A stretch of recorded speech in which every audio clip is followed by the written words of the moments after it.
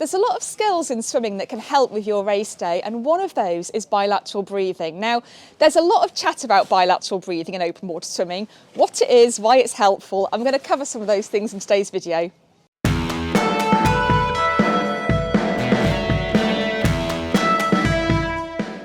So today we're going to be talking about bilateral breathing and why it's helpful in open water swimming, and especially open water swimming for triathlon racing.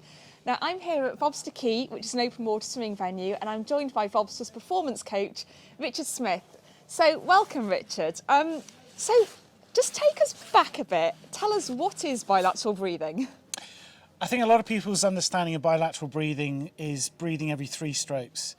And my argument is it's not about breathing every 3 strokes. There's some benefits in the fact that it makes a stroke more symmetrical, but there are a lot of other advantages and different methods of bilateral breathing. Basically, it's breathing to both sides. Mm-hmm. And why is this useful in open water swimming? So just going back to the technique, if you breathe to one side, typically you have a long breathing in stroke, and then a lot of people will rush through, and as you get tired your stroke gets lopsided, and typically if someone's crabbing in the water they tend to go to the side that they breathe to. If you breathe to both sides, i.e. breathe in and then you breathe out through the midline of the stroke and breathe into the other side, your whole stroke is more symmetrical, and that will help you swim in a straighter line. Mm-hmm. So, for example, in a race situation, you might mix it up a bit and do a few strokes to the left, maybe breathe to the other side for a while and then go to the right. How is that helpful? I think, first of all, look at the water conditions. So if you're swimming in the sea and the current and the waves or the swell was coming from one side, and that's the only side you can breathe to, you're going to swallow a lot of salty water. I've been there. If you breathe every 3 strokes, equally, and this is the argument against just breathing every 3 strokes, you breathe salty water in every 3/3 stroke. So that capacity to change sides. So you might use a 2-stroke breathing pattern or a 4-stroke breathing pattern and breathing away from the water.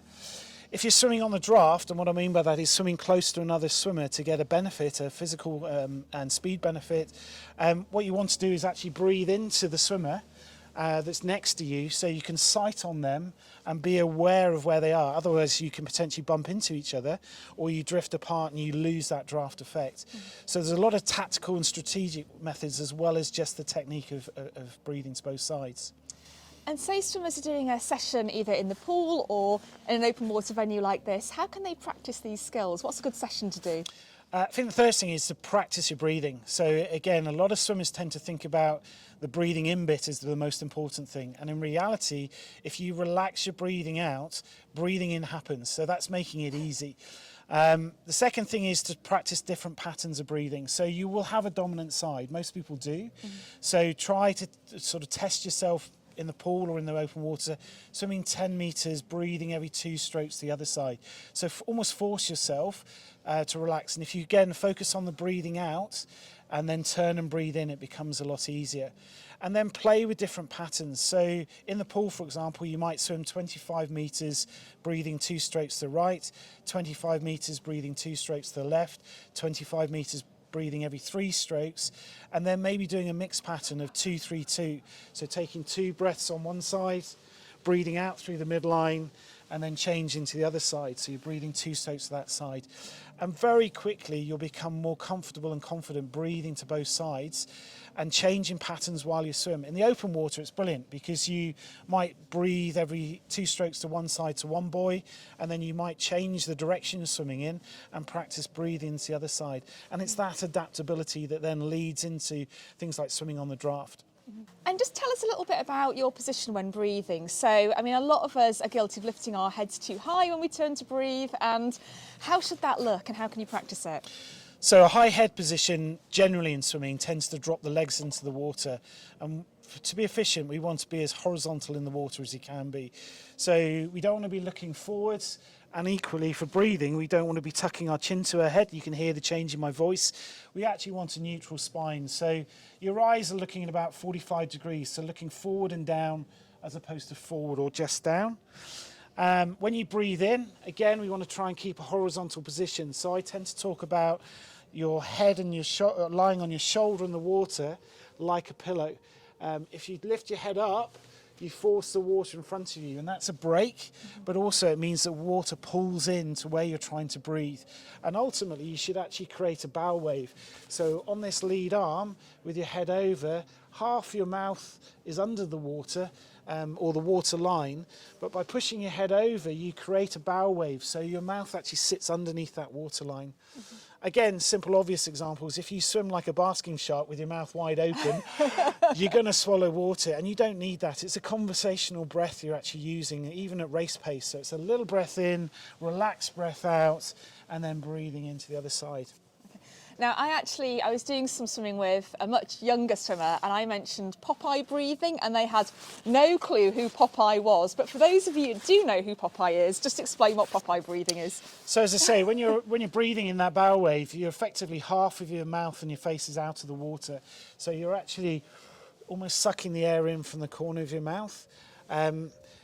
I tend to think more about the breathing out though, and actually getting people to relax, typically making a sound so they've got an audible cue. So I get people to go into the water, and that encourages that continuous out breath, as opposed to things like bubble, bubble, breathe, where people are blowing bubbles, and then the tendency is to catch their breath and hold it, and then typically they'll try and breathe out in that time frame when they should be breathing in.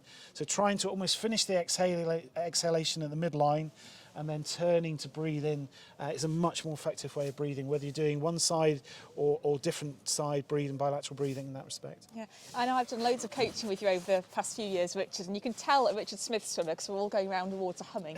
But, well, two moo, the kids tend to turn it into poo. Yeah, always.